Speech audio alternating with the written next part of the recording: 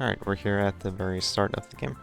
Right before we get started, make sure that you have the correct settings on, that you do not have online enabled, you have 60 FPS, and you have the speedrun timer on, and also skip cutscenes. Additionally, make sure you do not have any mods enabled that might interfere with the run. The legalized mods list is in the description. And you can just go and create your new file. Just make sure you do not have 10 files already. You see this is file 7, so it's fine. If you have 10 files and try to create a new one, it will put you in a very weird, glitched file that doesn't work. And this also happens if you press right after you create the new file. So make sure you just don't do that. Just don't press any direction when you create the file, and make sure you have less than 10 files to start with. After that, you can just create your new file, just like so. And make sure if you're recording, plan on submitting to the leaderboards, that you include that in your recording. That you do not cut out the part where you create the new file. That needs to be visible in the recording. So, once you load into spaceship here, you just do 3 dive boosts across here. And then you can double jump and dive cancel up here, and you interact with this panel, and then you just double jump and dive down here, and do dive boosts to the Mafia guy. The spaceship's very simple. It's just walking to cutscene triggers. Then when you load into here, you're gonna do a big sequence break. You're gonna go down right and do a double jump. And that'll get you up this little corner. So a small little corner that you can climb out of over here.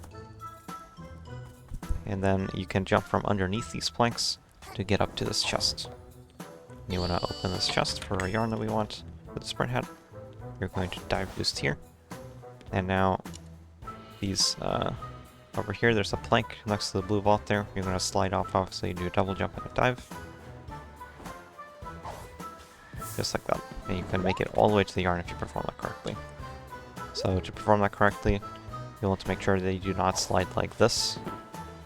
You will want to leave the ground, so you kind of slide down the plank at a diagonal angle like this. That'll make you leave the ground, and that'll give you much more distance. And then you can dive cancel to roll out of the slide. Right into the yarn. You pick up the yarn, you do dive boost towards the fountain here. And when you make it here, you can do a single jump and then another dive boost and collect that pawn as you go into the Mafia guy. And right as you get into that Mafia guy, there's that little green box around it with the cutscene trigger for it. So right as you reach that, you're just gonna do 3 umbrella swings forward, and then you're gonna like hold up left and do 1 final umbrella swing just to kill him instantly. So like that. I missed the dive boost, but it doesn't really matter. And then right as you kill him, you're gonna pause the game, and you're gonna go. You have to press right to get the thing here. If you're on keyboard, you also want to use WSD to menu. It's faster. And then you get into the hats, and you want to craft your sprint hat. And when you craft your sprint hat, when you confirm here, you want to unpause the game. So you get this sprint hat craft cutscene along with the timepiece spawning.